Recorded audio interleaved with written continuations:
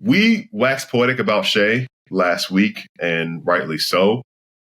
But I think the bigger conversation when you talk about these teams and not previewing this game, why do you think the public opinion is so far apart on, oh yeah, Celtics, we'll see them. I know we saw them do it last year, win 16 games when it mattered most, but I feel like nobody's really bought into what the Thunder are capable of potentially doing. I think a lot of people think that they will be the last team standing in the Western Conference, but at the same time, people don't believe they're capable of winning a championship. Yeah, I think the big reason for that is just like name recognition in general. And I've said it on this pod multiple times. Like, I still don't think that the casual fan, like, I'm not talking about like the person who tunes into NBA games every now and then and like is a legit NBA fan, watches all the national TV games, stuff like that. Like, I mean, people who like really follow the league from a distance until playoffs still don't realize how good Shai is. And I think that like people are starting to understand that. And of course, if he goes on to win MVP, like it'll start to register even more just how good he is. But like, I think even more with OKC, it's the fact they do it in a team effort outside of Shai, like averaging whatever it is, 33 points per game. But like, Jalen Williams is still a relatively unknown. I was watching that Nuggets game on Sunday with a friend who I would call, a passive NBA fan. And I'm sitting there having to explain to him like who Jalen Williams is, just how good he is, how important he is to that team. And like, that's not even throwing shade to the person. I just think that like the casual fan is not really aware of how good he is. Right. And then you have to take into account that Hartenstein's been out of the lineup. Chet Holmgren's been in and out of the lineup. A lot of people don't know who these guys are that are coming off the bench. Cason Wallace, Aaron Wiggins. I can't believe I just mispronounced my own guy. Aaron Wiggins. The list goes on and on. Isaiah Joe, like players who are consistently making a contribution to this team. And when you put it all together, you get the best defense in the NBA. They're one of two teams joining the Celtics that are top 5 in the league on both offense and defense.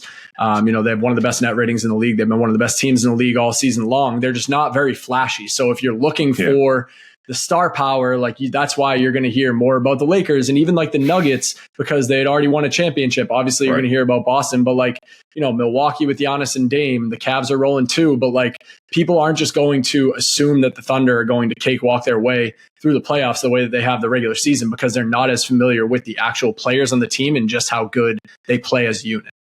Yeah, and shout out to the Cavs, by the way. At the time we record this 15-game winning streak, and we will talk about the Cavaliers because we're talking about contenders this week's episode. But thinking about the Thunder, right? Like it's interesting. It's the team who's won 53 of their first 65 games this year. As we record this, they're 53-12. That will change regardless of what happens tonight. Their record's not set, but regardless, they're hovering around 40 games over 500, on pace to win 65 games, I'm sure, probably around that point. I could see them going 10-5 to close the season out or whatever that is. 12-5 to close the season. Like, that's no small feat. And I think the big thing, you hit on a great point in that everybody knows Shai. And I think that we've talked about it before with the free throw stuff and people thinking that, the game is called differently and he's not going to be able to do a lot of the things that he does well in the playoffs. I think that what it undermines is how good of a team this is defensively. And, Alex Caruso is another guy who there's familiarity with him because of his time with the Lakers. And, his time in Chicago wasn't as publicized and people don't really remember that as much. But just thinking about what he brought to this team, we talk so much about how he answered what they needed perfectly. I know the big question for me, I think, is not necessarily as what, more casual fans or more passive fans might be thinking about this Thunder team is what we saw during the in-season tournament, NBA Cup, when they couldn't hit a shot.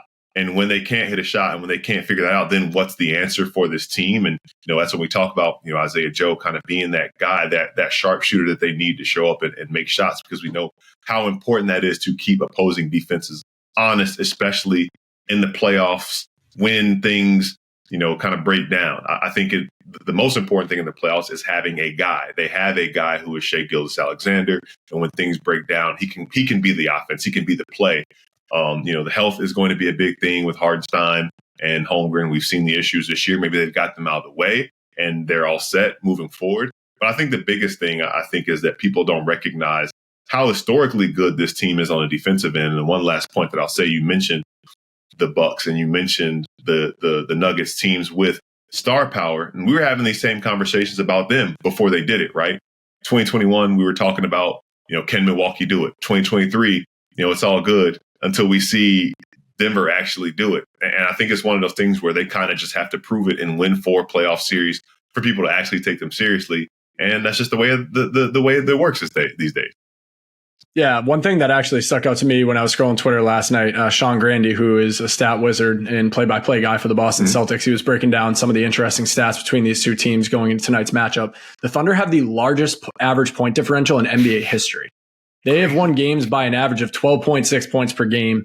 That is more than, I'm looking at the list right now, the 72 Lakers, 71 Bucks, 96 Bulls, 2017 Golden State, and then last year's Boston Celtics team. So, it just goes to show that they are really kicking the crap out of teams night in and night out. It doesn't matter who they're facing. They're 21-1 against the Eastern Conference, with their only loss being the second game their first matchup with the Cavaliers, who have also just been, putting a beat down on everybody that they play. So, extremely good defensively.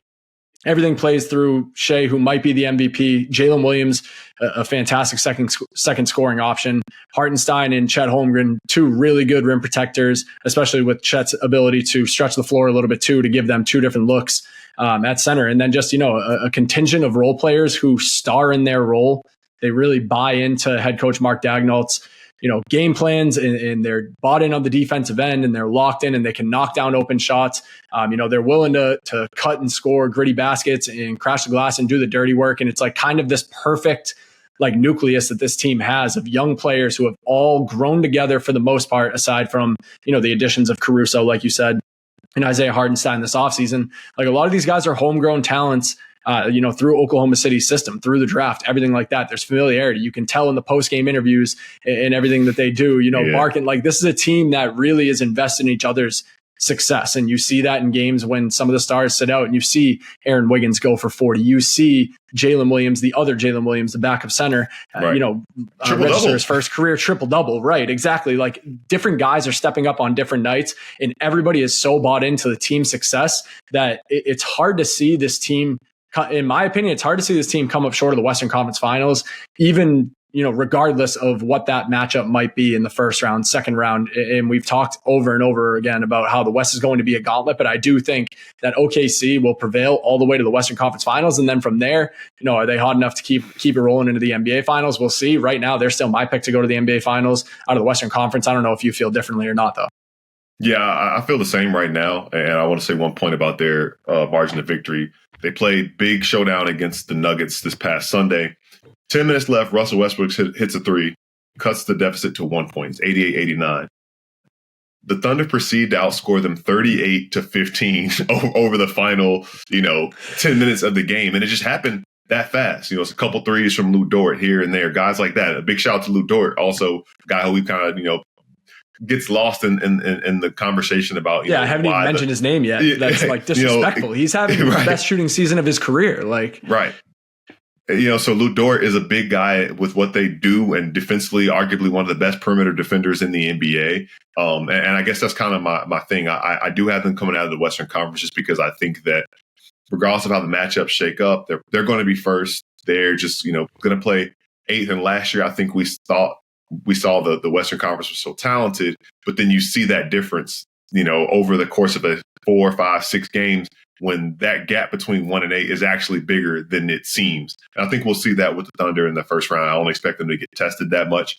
I think it'll really start from them as the playoffs go on, and that gives them a little bit of a head start going on. And also some of the things they saw and they experienced last year will help them. Last question I want to ask you about the Thunder, and the answer is yes, definitely. Maybe, based on them coming out of the Western Conference here, thought that they will. But we talked about a lot of their role players and what they're going to need from them in the playoffs. Do you fully trust that group of guys to do what's needed to get out of the West?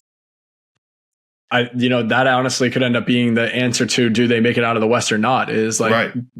Did those guys step up? Did they do enough to get them over the hump? Because last year Shea was still awesome in the playoffs, but he definitely needed a little bit more help. And I think Jalen Williams is the first player, and he's dealing with an injury right now. He's going to miss the game tonight against Boston, but I think he's a player that really needs to step up this playoffs and take a little bit of a workload off Shea. The guy's going to score 30. That's what he does. But can someone like J-Dub give him 20 points a night consistently? Can Chet Holmgren, as long as his body and his health allows him to do everything that he's capable of doing on both ends of the floor in a regular minutes limit, or a regular workload, I should say, like, can he also pitch in 15 points where they need it? Can Hartenstein give them, 10 along with what he's doing on the defensive end, and, on the glass? And then like someone like Aaron Wiggins, who, like, I joke about it because when he came out of Maryland and I was watching him night in, night out, I thought, maybe he could have a solid career as a reserve, a high energy guy that plays defense and gives you, like, dirty work points and stuff like that. But this is a guy who's scoring like 30 points, 40 points off the bench for them consistently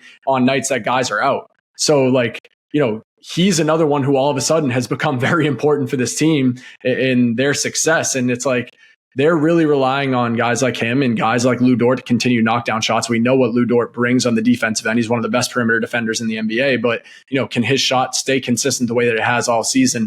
And can he continue to knock down shots in the big moments? So, I would say yes. Like, I think that those players, because they are so bought in on what they're doing and they play for each other and they play the game the right way, they make the extra pass, everybody trusts every single person that steps on that floor. Like, that level of belief in each other, to me, is going to be the difference in why they're able to, make a little bit of a run in the playoffs this year, potentially all the way to the NBA finals. But if, we revisit this conversation in June and it's Denver or the Lakers or, enter any other team, the Warriors, whoever representing the West in the NBA finals instead of OKC, I don't think that it's going to be because Shai Gilgeous-Alexander didn't show up when it mattered most. I think it's going to be more, did Jalen Williams do what he had to do? Did Chet do what he had to do? Did the other guys do what they had to do? And if the answer is no, then that's why they're probably sitting at home on the couch. Yeah. And I was going to look, and again, it's just one game, but that NBA Cup championship, Thunder only scored 81 points against the Bucks. And Chet Holmgren was injured, but guys not named Shai, Isaiah Hartenstein, or Jalen Williams, J-Dub Williams, made 7 total field goals. So, is that the game plan, just to cut everybody else's water off and make them beat you and figure it out? So it'll be interesting to see, as the postseason goes on, how the styles make fights with the Thunder and other teams. And I think my answer for that is I don't know. I'm not fully all the way in because of things like that. It does give me pause to believe in that. But, like, do I have any questions about Shai getting to the line or getting his 30 points in the playoffs? That's not my issue. Them locking in defensively is not my issue. Will they knock down shots? Can they rely on those role players to do what they're doing? And that's when they're at their best.